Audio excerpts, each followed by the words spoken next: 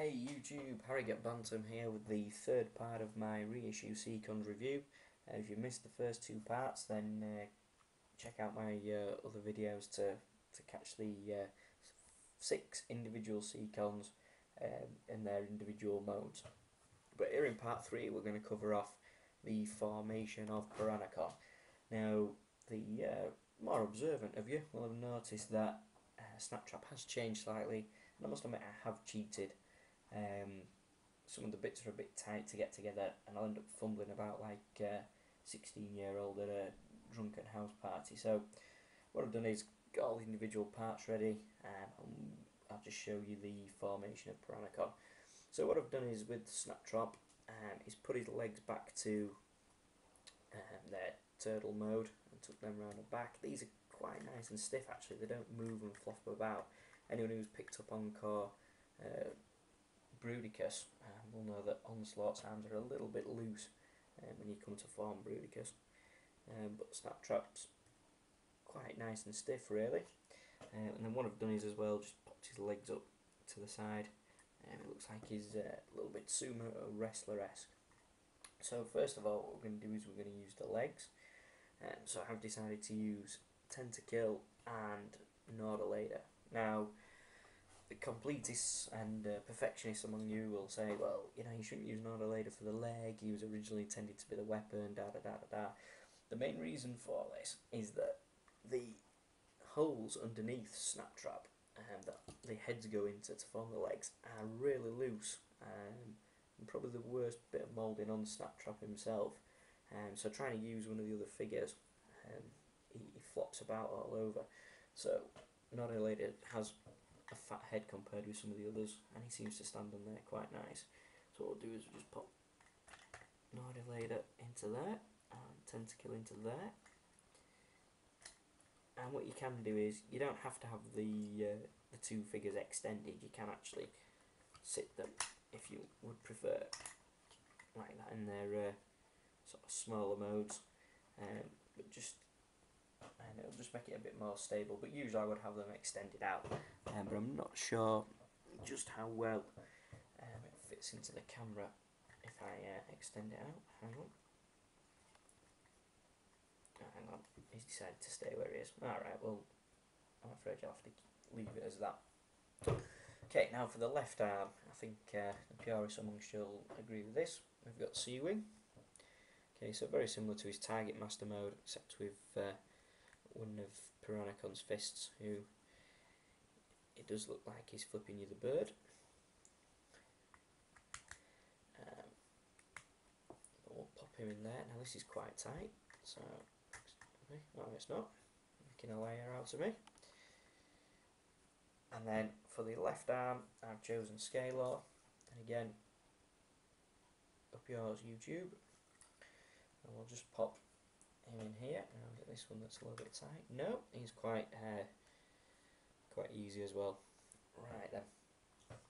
So what you need to do is you need to take the back piece from Snaptrap's turtle mode and flip these chrome parts up here, and then you also have 2 pegs which flip out, and what they do is they just tuck under here, sort of underneath his armpits if you like, and you just have to bear with me because it's not the easiest thing to get in straight. Right, there we go, like so. And then we can take his head, which isn't the most imposing, I don't think. It's not the scariest looking. Looks a little bit gormless, I think. But anyway, pop that in like so. And he's leaning ever so slightly there. And then you've got 2 options. Now, obviously he wants his nice chrome sword. Now the first part, the pink section, just goes into Snaptrap's hands. But what you can do is this sort of ridged section, that goes into his individual Piranacon hand, if we can get that in, like so. So there's his sword. That's a little bit better. And then again with Snaptrap's blaster, you can go past the peg for snap traps hand again. You've got a ridge section, and that goes in there quite nicely. So there you have Piranacon as a standard Scramble City combiner with his usual weapons, but as obviously previously mentioned, he was part of the Target Master line. So here you have Overbite as his Target Master weapon, who you can have stood in front. Looks like he's ready to ejaculate in some Autobots when he's a bit like that. Or you can remove the snap traps gun. Oh, hang on a second, falling apart, and place it into snap traps hand, and there you have Piranacon as a Target Master with Target Master weapon. It does make his arm quite heavy like that, but he does stand up quite well, stands up quite nice. This colour scheme works really well. It is a little bit camp, has to be said, but it does work reasonably well, and he does go together very well. I'd say he probably goes together better than the Encore Bruticus. All in all, I'd say it's worth picking up. Any Transformers collectors out there, this is the sort of set you need to be buying, purely and simply because we want Hasbro, Takara, whoever else it might be, to reissue some of these original G1 figures.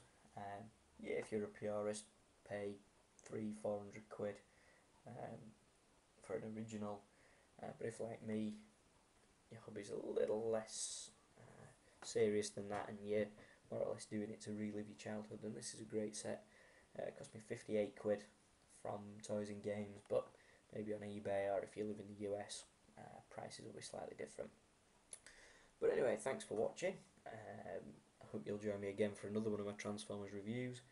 Feedback would be much appreciated, and what I'll probably do is leave you with some images of Piranacon with some of the other characters from the Transformers universe. Thanks very much. Bye.